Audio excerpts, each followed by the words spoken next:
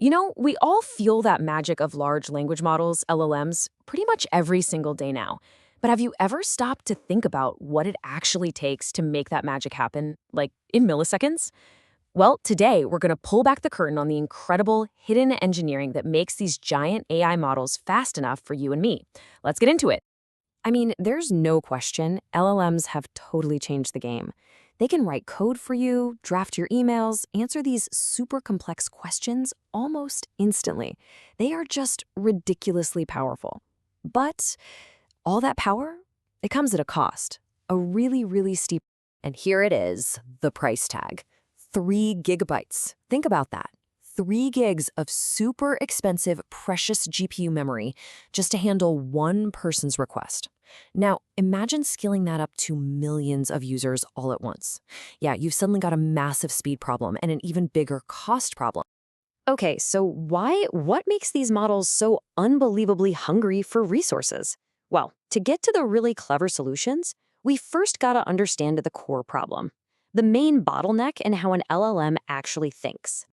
It really all boils down to this one process, autoregressive decoding. Now, that sounds super technical, I know, but the idea behind it is actually pretty simple. The model builds its answer one piece at a time, one word or what we call a token. But here's the catch. For every single new token it generates, it has to look back at the entire conversation up to that point. Everything it's already said plus your original prompt. Every single time. So step one is what's called the pre-filling phase. This is where the model just takes in your whole prompt, your question, and basically digests it all in one go. It's trying to get the context to understand what you're actually asking. You can think of it as its initial thinking moment. Okay, but then you hit the decoding phase, and this is the killer. To generate just one new word, the model has to run this really complex calculation, it's called attention, that looks back at the entire history. And it does this again and again and again for every single word in its answer. That's where the real cost, the real slowdown comes from. Now, to avoid having to recalculate that entire history from scratch every single time, which would be incredibly slow, systems use a clever trick called a key value cache, or the KV cache. It basically stores the results of those attention calculations. So here's the bottom line, and this is super important. The KV cache is essential for speed. You can't do without it. But it's a memory monster. It just gets bigger and bigger with every word the model spits out, and it very quickly becomes the #1 thing eating up all your GPU memory. So we've got this huge memory problem on our hands, right?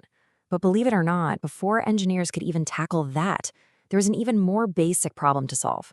How do you just keep the darn GPUs busy in the first place? Okay, this is such a great way to see what was going on. In the early days, systems used something called static batching.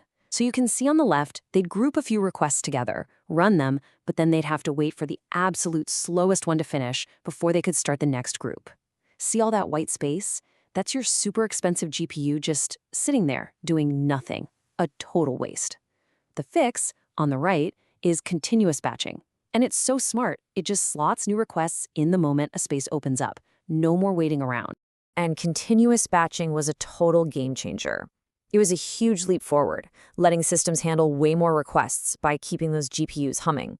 But you know how it goes. You solve one problem and it just reveals an even bigger one hiding underneath. In this case, it made it painfully obvious just how wasteful all that KV cache memory really was. So the issue wasn't just that the KV cache was big. It was about how the memory was being managed. The real villain here was something called fragmentation. And the solution, funnily enough, came from a really classic old-school idea from computer science. Wow, okay, this chart really puts it into perspective. Just look at this. In a typical system, that little green part is the memory that's actually being used. Everything else, that's wasted space. We're talking 60 to 80% of the memory set aside for the KV cache was just gone, wasted. The hotel analogy is perfect. It's like you booked the entire hotel for a huge party, but you only ended up using a couple of rooms. All that other space is paid for, but empty. So how do you fix that? With this absolutely brilliant technique called page detention. Now, if you've ever taken a class on operating systems, your ears should be perking up right now because this is basically virtual memory and paging, but for LLMs on a GPU. Instead of trying to find one huge continuous block of memory for each user, which is really hard, it just chops up the KV cache into these small, manageable, fixed-size blocks. And here's the magic of how it works. Every request gets its own little block table, which is basically just a map. This map tells the system how to string together all those little blocks to recreate the conversation.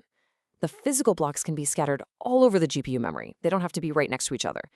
And just like that, boof, the fragmentation problem is gone, completely solved. And the result? I mean, just look at that, night and day. See that last bar? With paged attention, the memory utilization just skyrockets to over 96%. The waste is practically zero.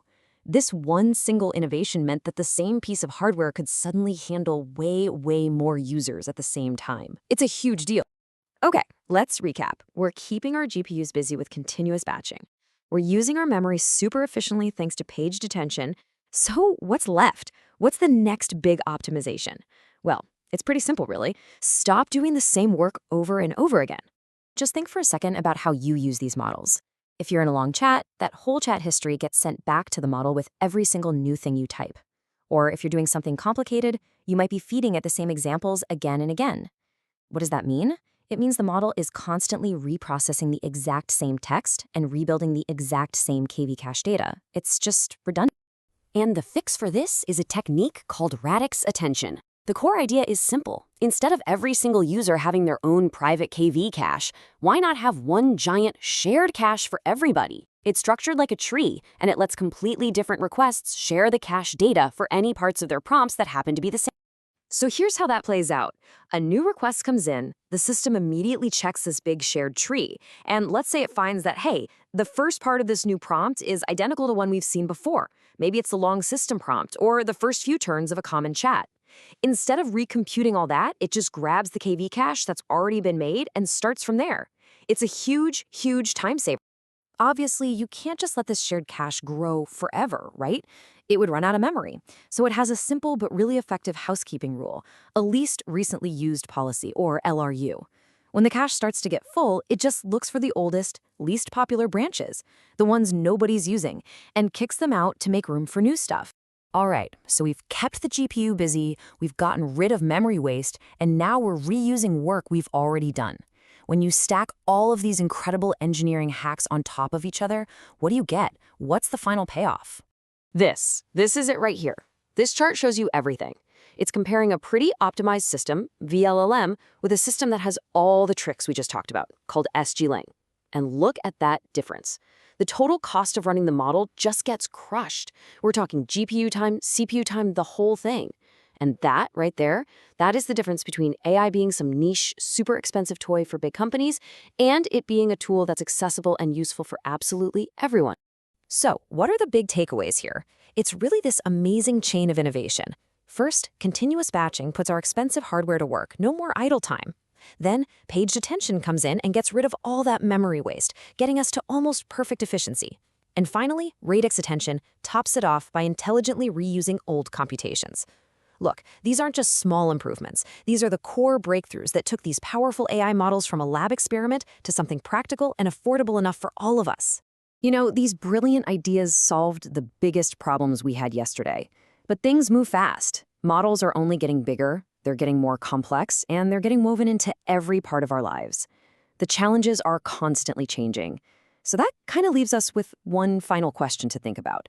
What's going to be the next huge bottleneck in AI systems? And what kind of crazy, brilliant solution will someone come up with to solve it?